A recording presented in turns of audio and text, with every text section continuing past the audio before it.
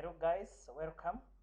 I want to draw the same drawing and kindly follow me step by step until we finish. So the first thing we do is to open a new file. Just go to file, new, and then we open a new project. So when you open a new project, the first formatting that I do is for dimensions. So I just go to format. I change my units to be in millimeters, so they are inches. I want millimeters, then precision is 0, and then okay. Then I'll change the dimension styles. I just go to format dimension styles, and then for this one I just override, and I'll change symbols and arrow. For my arrow I put 3 millimeters. Then for the text I also put 3, and for the feet I'll just put either text or arrow.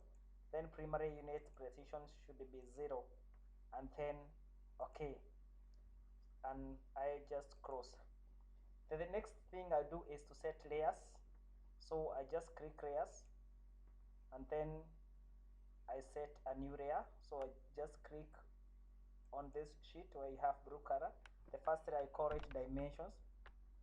So I have dimensions, and the color for the dimensions is red. So I just click here to change the color, red. Then okay. The line weight should be 15. I select 15. Then okay. And then I add another layer for the outline line. So just write outline, and then the color for the outline I can just put yellow, and then okay. The line weight I can change it to be 18, and then okay. So I have set my layers, and then the next thing I do before I start drawing is to change this format. My layout is on top, so it must be on front. So I just click here and then select front. Now it is on front, and for my case I'll remove grid lines. I'll just select here near the model, and then the grid lines disappear. So I can click, and then let me use them for now, but when I'll continue I'll remove the grid lines. So from the example that we have, we can see that our drawing is 100 length, and then the height is 49. I'll use 50 instead of 49, or just use 49, so it is 100 by 49. So just go back to my new cut. I select rectangular method.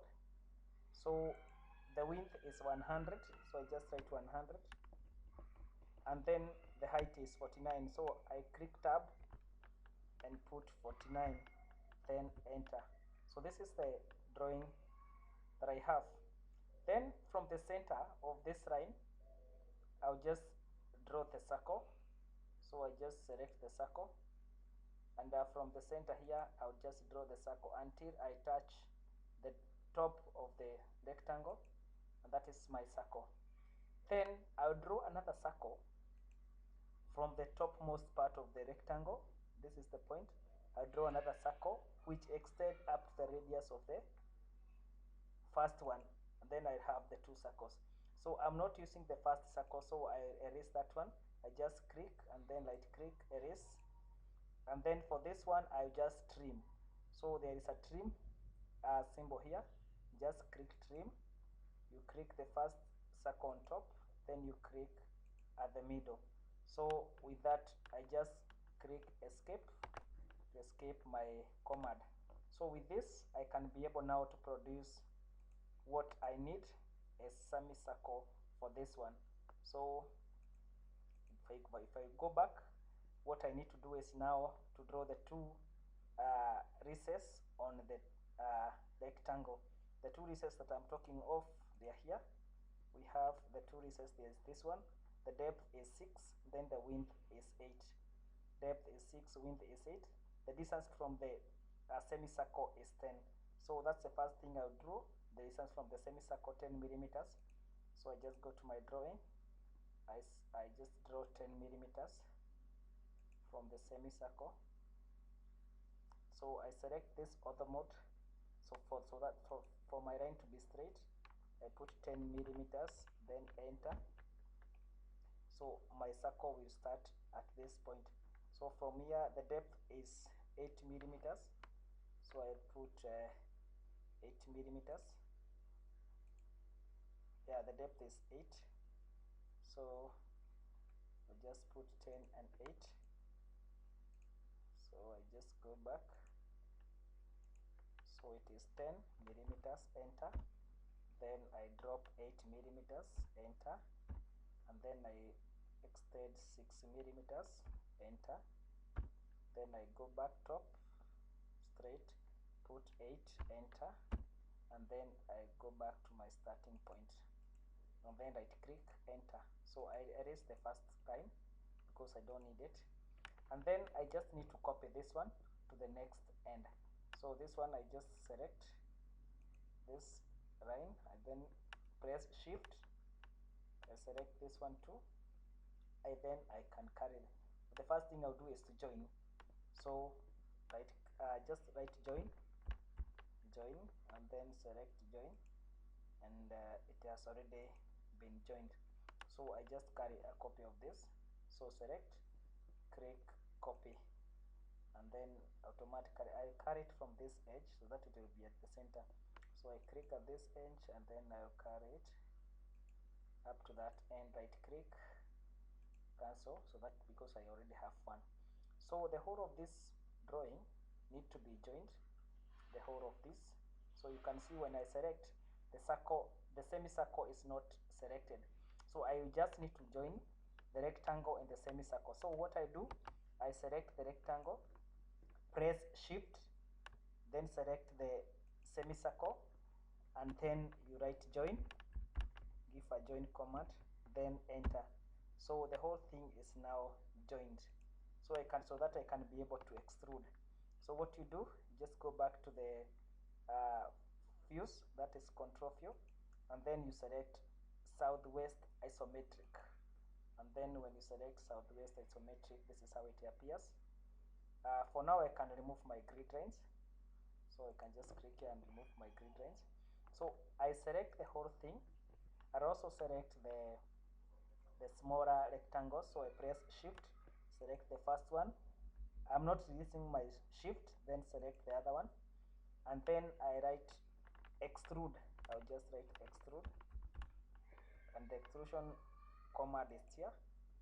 My length of extrusion is 100 millimeters. So I just write 100, then enter. So I have my drawing already. It is in wireframe. So I can put it in conceptual. So I just click here. I have the wireframe and then select conceptual. But what I exactly have is shade of gray. From this I have shade of gray. So basically that's what I select. I just go back here, select shade of gray, and it is here. So with this I can subtract the two rectangles. So what I do, you just write extract, and subtract,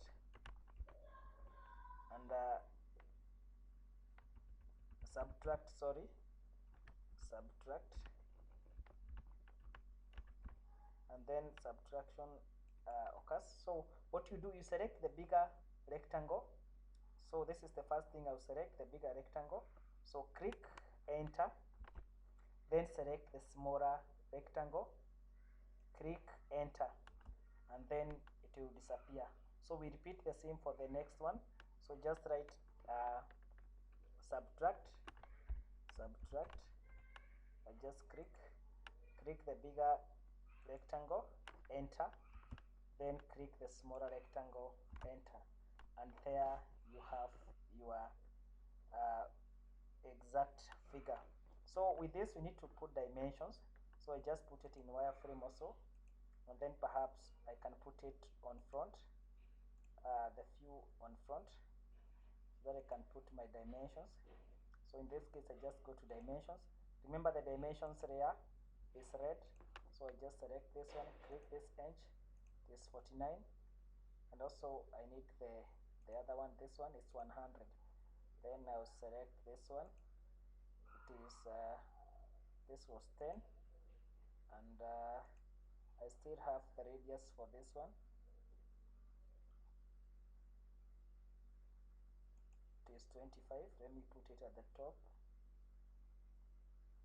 It is 25, and then I have this width, which is 6. So with that one, I've put my dimensions. I'll just press escape, and then I go back to my southwest, and with this I can now put it either conceptual or any type of visual style that I want. Conceptual, it's here. You can also put it to be hidden. You see the hidden one. You can put it to be realistic. Realistic, it's here. And also you can put it to be shade of gray as per our question. So this is what is required as per our question. So that is how you go you draw the helix or the index, and you just join me for the next one, where I'll be drawing a helix with a hole that is passed through the whole block. So I just put this one in shade of gray, and that is what is required for our question. So thank you, and kindly subscribe to my channel.